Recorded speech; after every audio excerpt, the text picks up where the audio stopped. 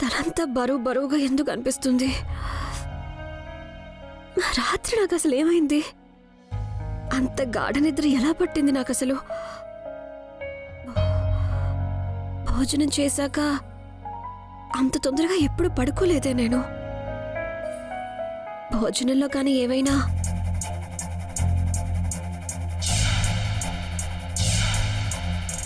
సింధూరి ఏమీ కలిపైతే ఉండదు కదా? అదే భోజనం ధైర్య సార్ కూడా తినుంటారు.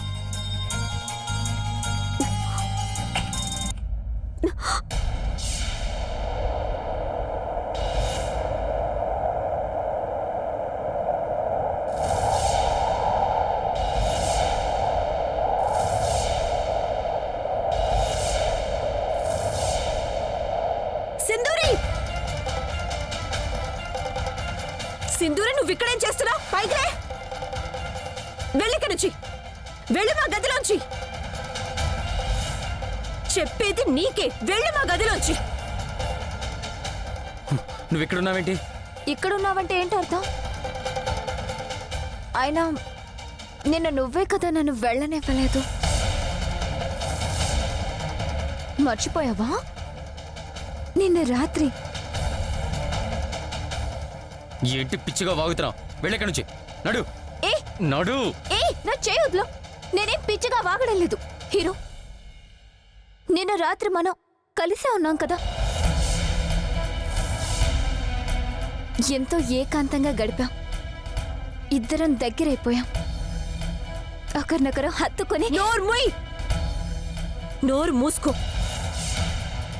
అంతకు మించి ఇంకొక మాట మాట్లాడినా నీ పళ్ళు రాలగొడతాను.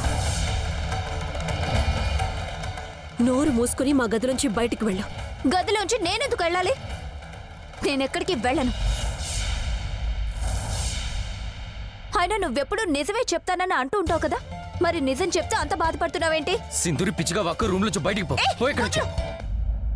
ఇప్పుడు తెల్లారింది కాబట్టి నేను రూమ్ లోంచి బయటికి గెంటేస్తున్నావు. నిన్న రాత్రి నువ్వే కదా నన్ను నీ గదిలోకి రమ్మన్నా. ఎంతో ప్రేమ చూపించావు తెలుసా? నన్ను గదిలోనే ఉండమని బలవంత పెట్టావు. ఒక భర్త భార్యతో ప్రవర్తించే విధంగా నువ్వు నా పట్ల ప్రవర్తించావు. సింధూరి, స్టాప్ ఇట్ ధైర్య. ఏంటి నువ్వు చేస్తున్నది? చూడండి ప్రతాప్ సార్, నాకు ఎంత అన్యాయం జరుగుతుందో. సింధూరి, నేను ధైర్య తండ్రిని. నేను ఖచ్చితంగా చెప్పగలను అలాంటి నీచమైన పని వాడెప్పటికీ చేయలేడని. ఎందుకని చేయలేడు నాన్న? మనందరికీ తెలిసి ఇంతకు ముందు సంతోషి కూడా ఇంట్లో పని మనిషిగా చేసిందని. మరి ధైర్య తన్నే పెళ్లి చేసుకోగలిగినప్పుడు ఎటువంటి పనైనా చేయగలడు.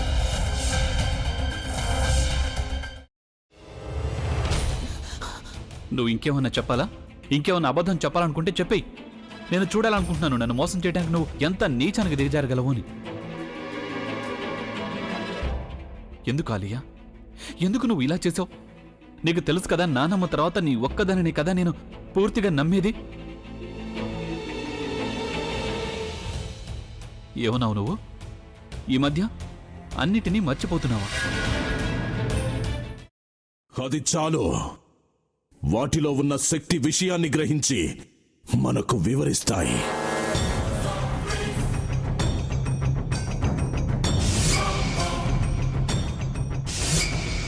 ఎవరు ఆ దండ విప్పొద్దు, గది తలుపులు తెరవద్దు.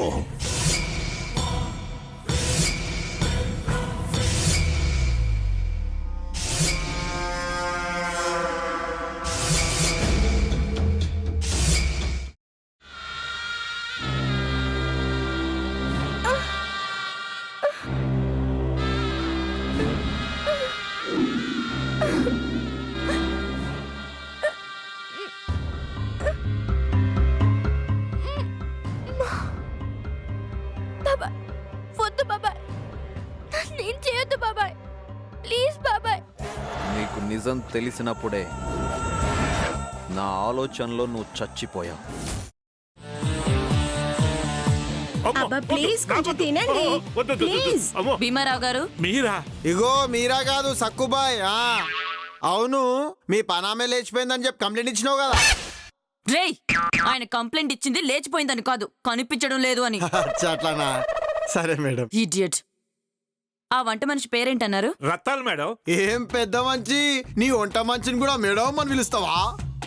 రేయ్ హాఫ్ బ్రెయిన్,